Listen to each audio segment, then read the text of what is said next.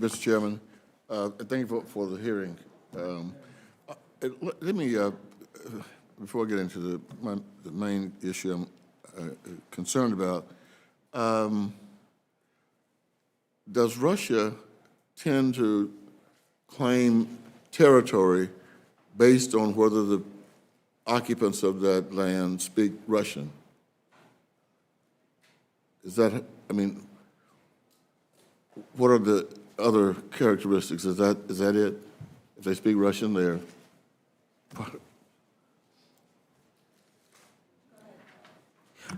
that is one argument that Kremlin makes, but they have numerous arguments that the Kremlin has been making.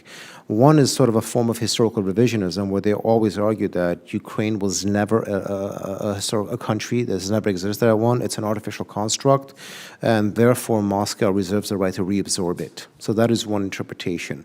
Second, they did attempt a notion known as Novorussia, a new Russia concept that basically said they are the protectors of all Russian-speaking people. So in that context, the Kremlin reserved for itself the unilateral right to interfere into the sovereignty of other countries to quote-unquote protect the Russian population, even though there was no threat to the Russian population.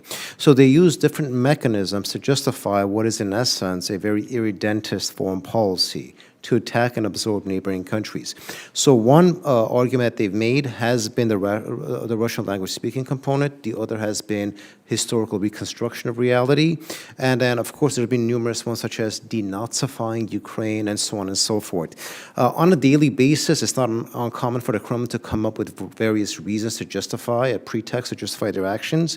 But I will note the Russian-speaking precept is one of those arguments that they propose.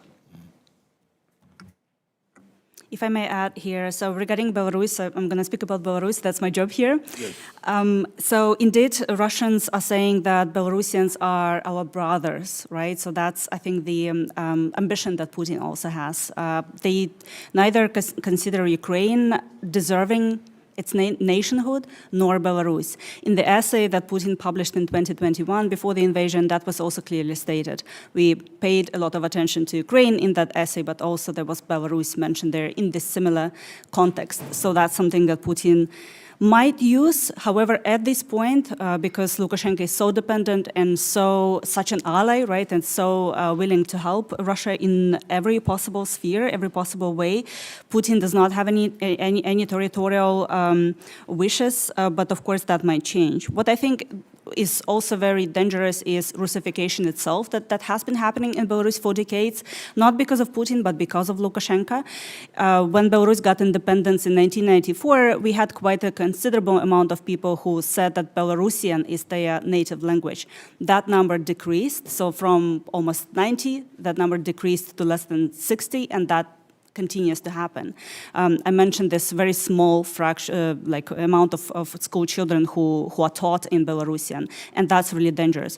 But there is also another trend that I've noticed since 2020, and especially 2022, that people want to learn Belarusian, and that's really interesting. They do it in underground schools, of course, unofficial sort of classes, right, that they are doing. That's also a sign of resistance, but also I think that shows that people want to rediscover their identity, and that's one of the directions and ways how to support Belarusian civil society, to invest in their efforts to discover national identity. Thank you. If we can continue, to what extent, or what is the extent of Russian military presence in Belarus? Right, so at this point, independent observers, investigators, so we were able to count that there are around 2,000 Russian troops in Belarus at this point, which does not seem like a lot, but of course Russia needs troops somewhere else. But I mentioned the military drills that will happen this fall, will take place this fall. There will be 13,000 troops that will come from Russia. Again, this is not a considerable amount of troops. That's half of the amount that was in 2022 when Russia attacked Ukraine, including from the territory of Belarus. We do not expect attacks at this point, and I think Western leaders agree here.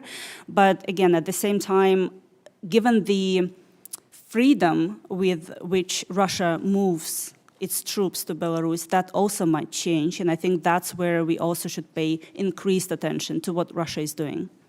Thank you.